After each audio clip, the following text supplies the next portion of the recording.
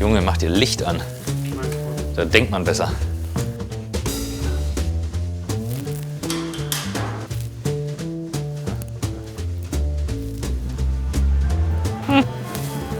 Slack.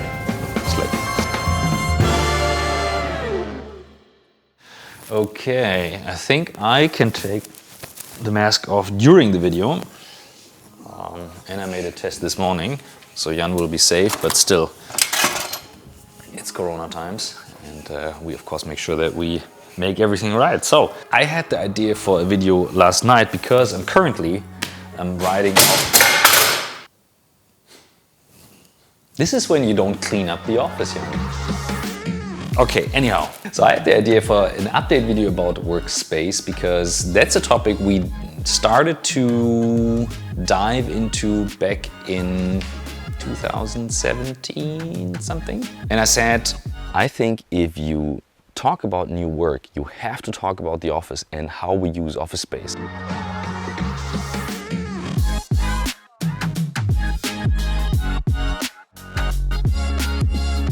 Why did I want to give you an update? Because I'm currently writing on a chapter in our book about new work for our podcast about spaces, especially work spaces. And when I sit there and research, Michael, for example, my podcast partner, he's reading books and books and books, but my source for research is usually YouTube. I admire people who actually put the effort into a video and doing research, and it's far easier for me to connect dots with simple ideas. And back then in 2017, I was researching about workspaces and found a documentary from RGA, that's an agency from New York, redesigning their space. And I was actually diving a bit more into like, how did we end up with cubicles? How did we end up with open floor plans and all that stuff, and what does it do to us? And the interesting thing is that I stumbled upon, and I think that's very important for the time we're currently in, where everyone is going like home for doing like remote work and working from home and not knowing exactly where we're heading here, because the companies are like saying, yeah, it's good, everyone stays at home and we're more productive. But there are actually some companies that try to figure out all the time, how do we get the people back to the office? And others saying, oh, we just save the money and leave them at home. I think neither way is a good way, but let's wait for the end if we talk about that. So the point is, and here's the interesting connection to new work. Obviously, there were concepts early on about open floor plans that people were working in. I mean, we have an open plan here. If you look around, it's not that cleaned up right now, but we call it the studio for a reason. It's easy to move things around. You can change it. We can film here, but we can also work here. So we do it for either way. Obviously, in Corona times, a bit different with less people than before. So the open plan office is nothing new. Frank Lloyd Wright was a designer back in the 30s. He came up with a concept for, I think, the new headquarters of RAID. There's a good video from Vox about that. You should look it up because it actually tells you the story behind that. The interesting fact is here, when he came up with that plan, they had really great ideas for how to make this design work in an open floor environment. Instead of a building being a series of boxes and closets, it became more and more open, more and more sense of space. This thing was incredibly well designed. First are these dendriform columns. Dendriform means tree-like. They were so elegantly skinny they worried building inspectors. The ceiling let in natural light. Visitors compared it to a cathedral. Wright also specially designed each of these desks and chairs. Just look at all the space between them. But it ended up in like squeezing a lot of people into one room. And when the people had enough of the squeezing people into in this room, it actually evolved into something new. And a guy called Robert Probst, who became later on the chief of the Herman Miller Research Corporation, so a subsidiary of Herman Miller, the furniture design company, that Robert became the lead in and changing the way they designed furniture. So they did research on How do people move through the space? What do they need? What is good for the brain in terms of work? What do you need to change? And they came up with the idea of the action office. Fun fact, in a Connect to New Work, they were based in Ann Arbor, where Fridtjof Bergmann, we visited him. You've maybe seen the video. If not, you should definitely look it up.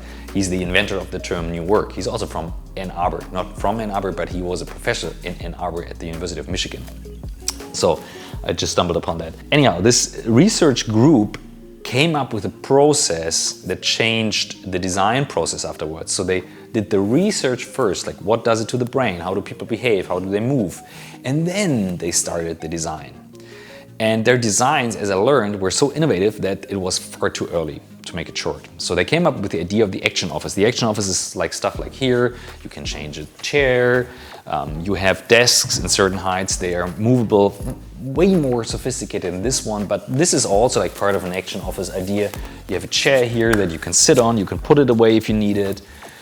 They had chairs, of course it was in the late 60s, so they had desks where you could store files into and all that stuff, or I could walk up here and write something. And his core idea was that you have these 120-degree angles around a person and you can move throughout the day to the different stations that you have and be way more productive. What again people ended up doing is, oh, that's an interesting idea. We like the walls, so we keep the walls and like put it up and squeeze more people into the room. Which then became the cubicles that many people again then hate. And then this backfired into again open planned offices where people then sit next to each other. The Herman Miller story is a whole story for itself. We link videos below that are very interesting to see about that.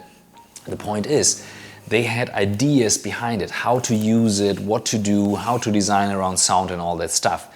But if you leave the core of an idea away, example with a digital new tool like Microsoft 365 or Slack or anything, if you leave the core ideas away and just drop it onto people, what happens often is that they start doing things that are not very useful because you need obviously someone training to do that. You would never leave a soccer team and say, hey, do the training for yourself and go for the championship.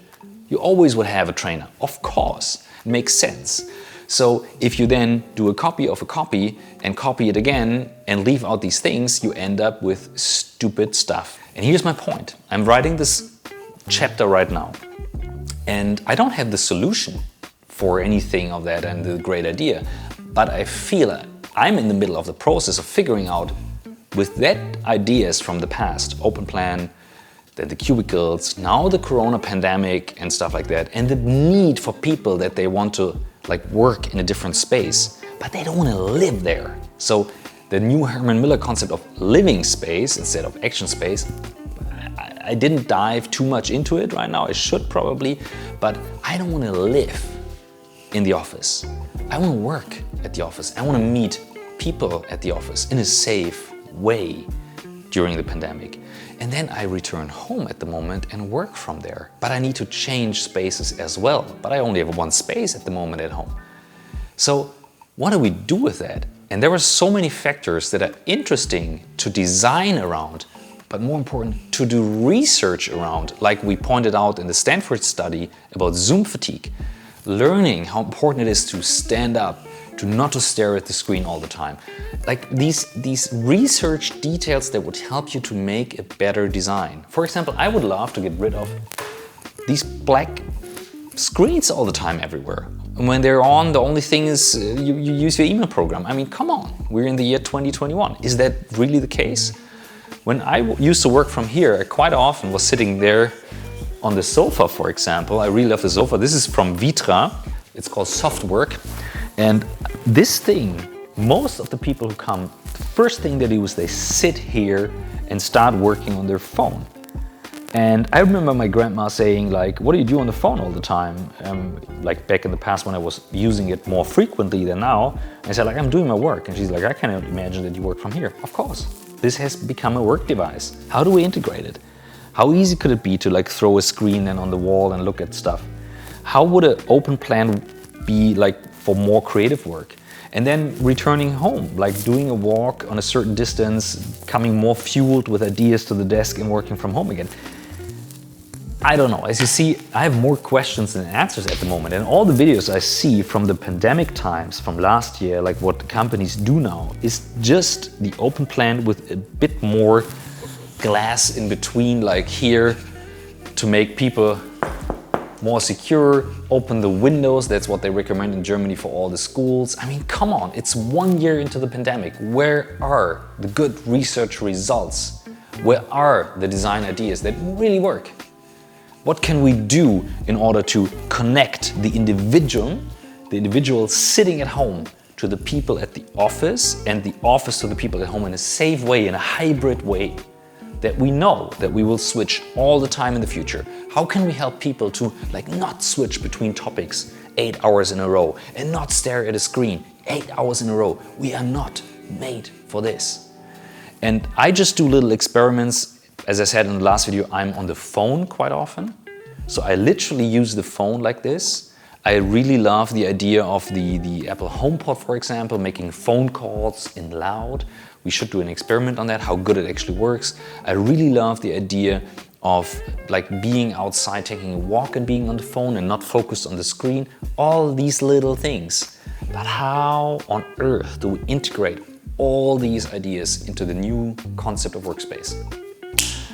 Let me know what you guys think. Where do you take the inspiration from? Any good ideas you've seen, stuff that we should definitely put into the book, because we will write a book as you can say, it's like a travel journey for this new work topic. It's not everything is new in there. It's just where do you find the inspiration points? So that's what I'm currently writing on. And that's why workspace is so interesting for this topic. And that's why we have people, psychologists and designers and architects working on that as well, because it's key for collaboration. But not everything is new. We can learn from the guys that did it before. Thanks for watching. Let me definitely know what you think. And join our Discord. We can do panels. Maybe we do that. We make a panel about workspace if enough people of you say, hey, let's discuss that. And then we add Martina, who is our architect, to the panel and talk about that. Maybe also Nicole, who's a psychologist from the team. And then we discuss and chat about that. Thanks, guys. Oh! Didn't I say subscribe? Of course, subscribe.